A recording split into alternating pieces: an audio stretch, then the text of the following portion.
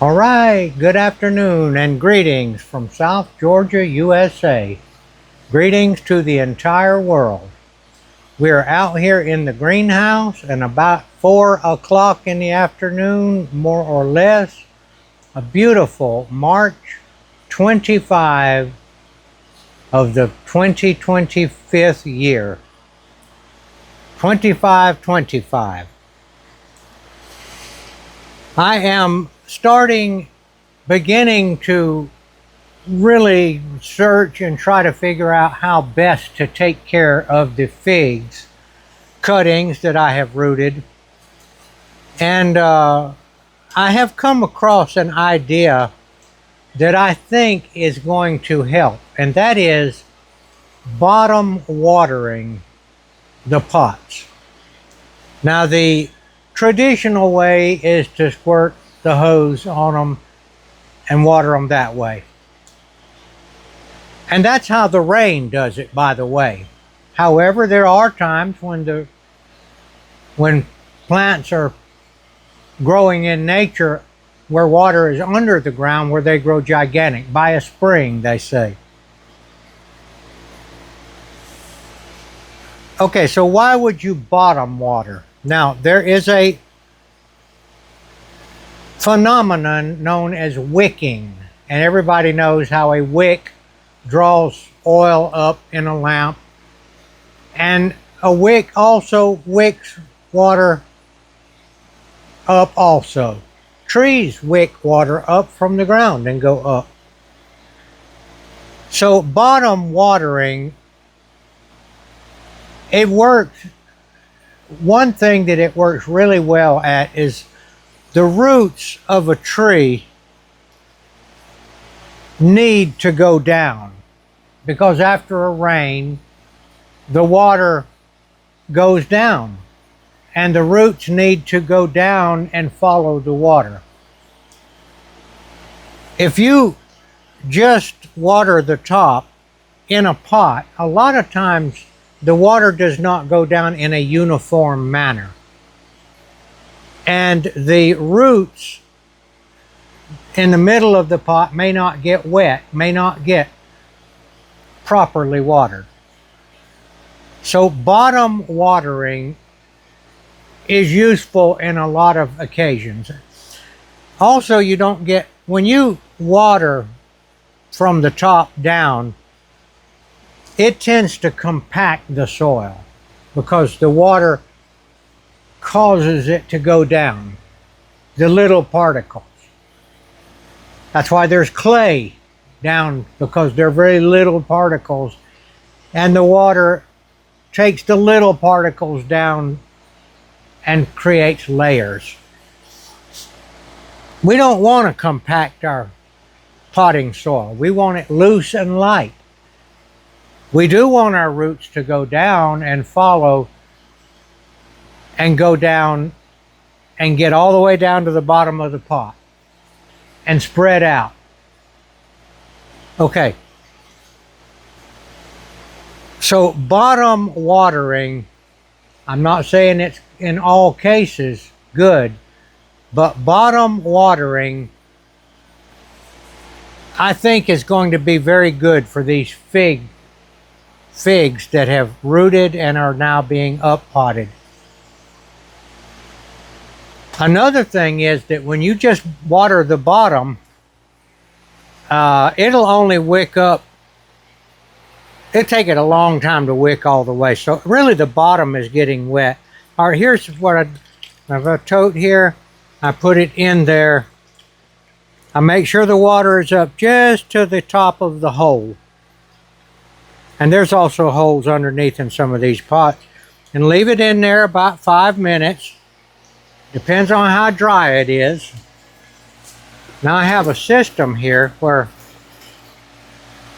I'm taking the pots from one end, putting them in the water for 5 minutes, and then I'm taking them out, putting them down here.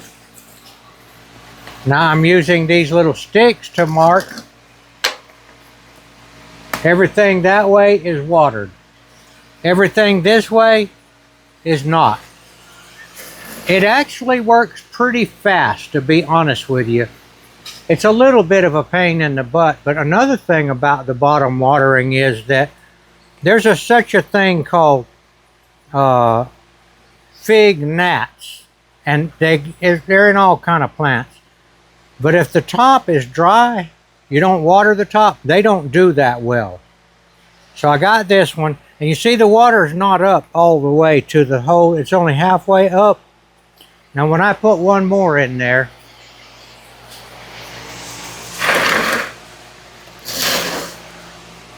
that will bring the water up a little bit more.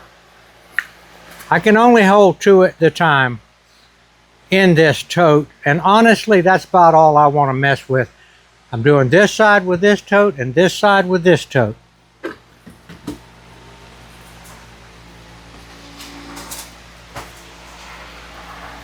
I've already done this side all the way down. Now when I get to these guys, they've got their own tote. So I just pour some water down in it, down inside here, not too much, and then I kind of go back and forth and make sure that all of them get water,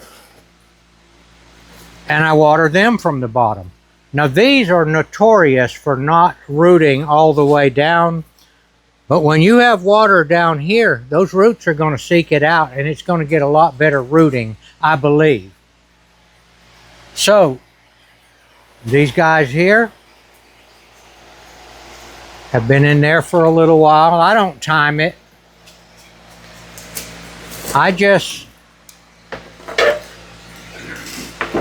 put it in there until I get through with the other 2 over there. Some get 3 minutes, some get 5 minutes.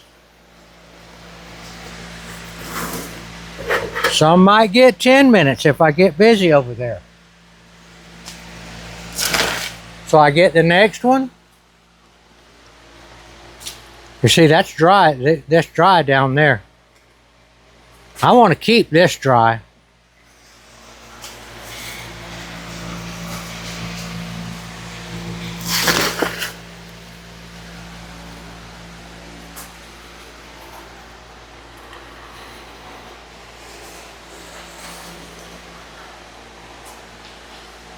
It's up 3/4 on the hole here.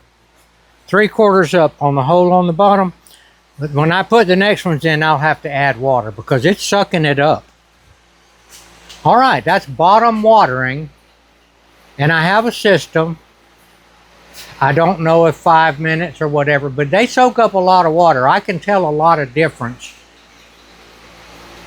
I'll show you something over here too. Let's go over here with this moisture meter and I'll show you something.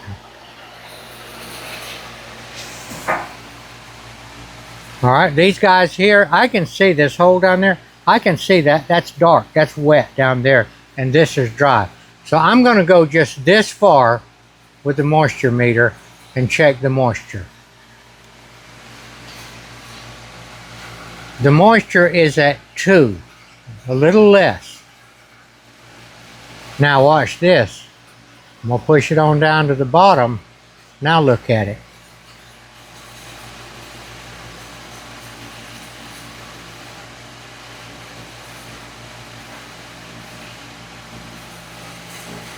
Now, I don't know how they do it,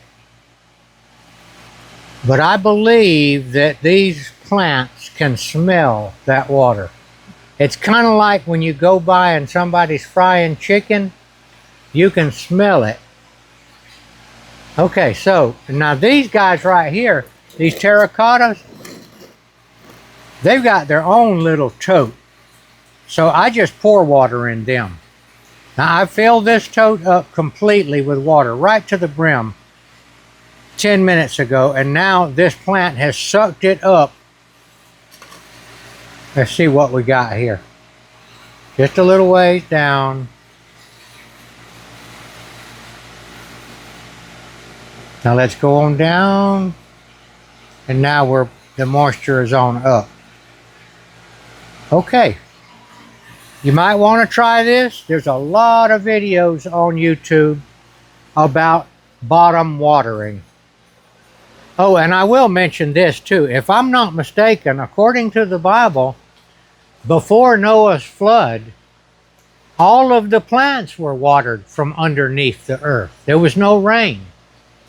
And that's when the Garden of Eden was, when the world was in its pristine state. And after the flood, apparently is when rain started, and it started doing it the way we have it now. I just thought that was interesting, that the bottom watering, according to the Bible, is how the original earth was watered, from water underneath. And I have pretty much lost track of how long these have been in here, but it hasn't been in there too long.